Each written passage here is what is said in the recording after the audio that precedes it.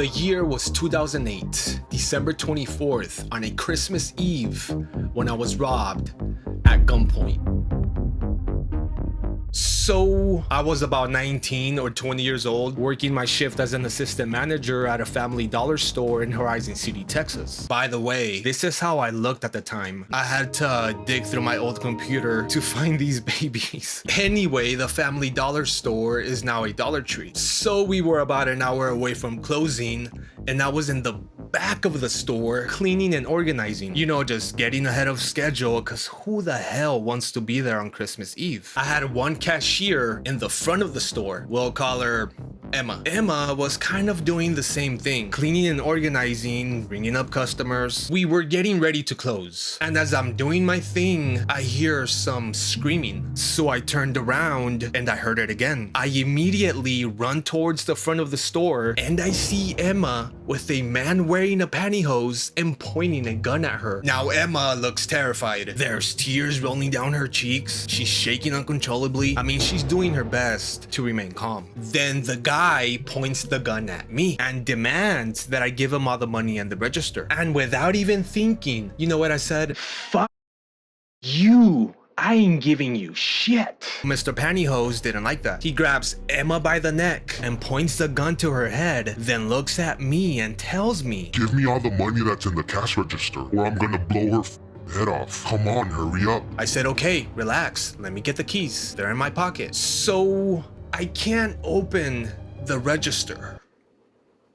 And I've opened this register a million times. And in this very particular, extremely important life or death situation, I can't open the fucking thing. Mr. Pantyhose then proceeds to say, "If you don't give me the money in 5 seconds, I'm gonna blow this bitch up." I say nothing. I focus. I take a deep breath and I keep trying. Then this a-hole starts counting. 1, 2, 3. I still can't open it. All I hear is Emma crying and this dude counting. 4. I get it open. Put the money in the bag. I put the money in the bag. He grabs it, pushes Emma to the floor, and books it. At that exact moment, my adrenaline was kicking.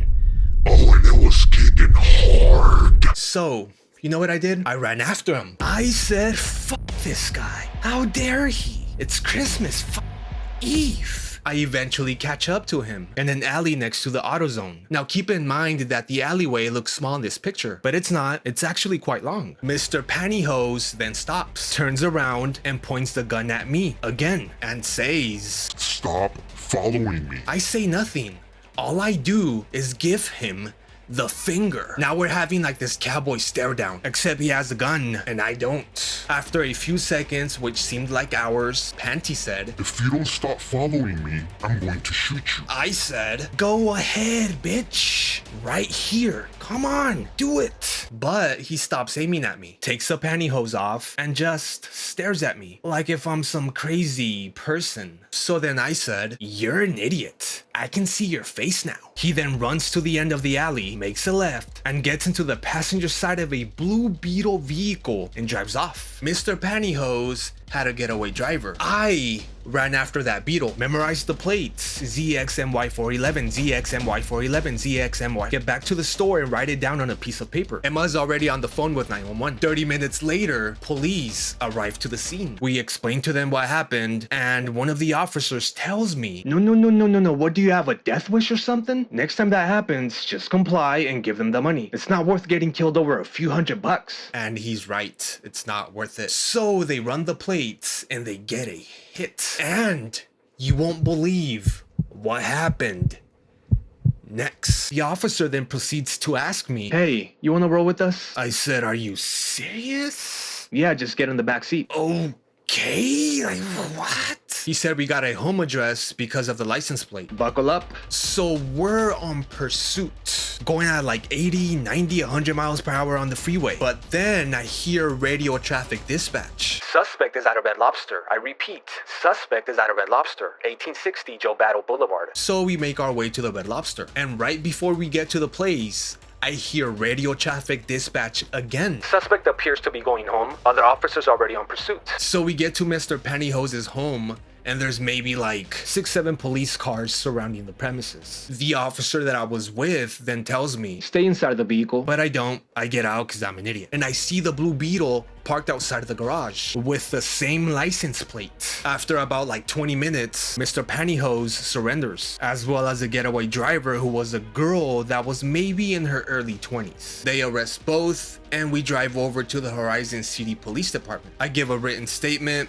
hang around for a bit. I'm kind of feeling like a big shot, if you will. I mean, it was so surreal. Then a detective came outside and asked me, hey, can you identify the suspect? I said, sure. I walked back inside of the building, and there I see Mr. Pantyhose, and he's bawling his eyes out. Homie is crying like a newborn baby, let me tell ya. But then I get a closer look, and I go, huh?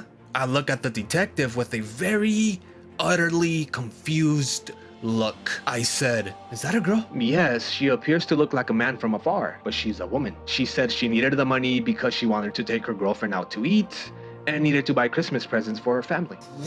What? I mean, I couldn't believe it. Then Pantyhose tells me, I'm sorry, man. I say nothing and walk away. I mean, I was still so in shock, you know? The detective then asked me if I was okay. I said yes. And the police officer that I was rolling with shakes my hand. I say thank you, and he says, nice working with you, man. Be safe. Till this day, no one actually still believes me that this actually happened. This happened. This is real. The only person that saw me get into that police vehicle was Emma, and I tried to see if I could find Emma online, but I couldn't find her anywhere. I tried Instagram, Facebook. I also went online to see if I could find a report from this incident, or maybe a news report, a police written report, or something, but nada. Couldn't find a thing, man. So the moral of this story is just comply. Like the officer told me, it's not worth it. Just give them the money so they can go. And yeah, you just don't want to get killed over some dumb shit. Back in those days, man, I didn't know what I was doing with my life.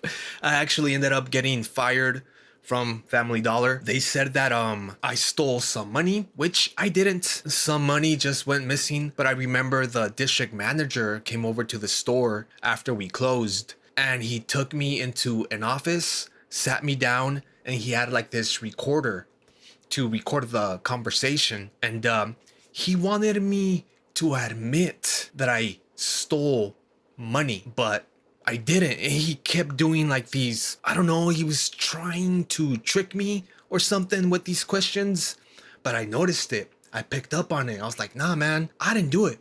You got the wrong person. Eventually, after like a hour-long conversation, he still actually fired me, and I worked for that company for like 3 years. I think I was making like $7.50 an hour at the time, but I do remember that some of the employees that I used to work with back in those days, they did find out that this actually did happen, because I remember they were calling me, oh dude, you're a hero, oh you should get a raise and this and that, and even customers knew about it. So I don't even know how they found out that this happened, but yeah, it was a crazy experience. Anyway, that's the video. Thank you all so much for watching. I hope you enjoyed it, and if you're a member or a patron, thank you so much. I love you all. I mean, I'm sure you guys know that already.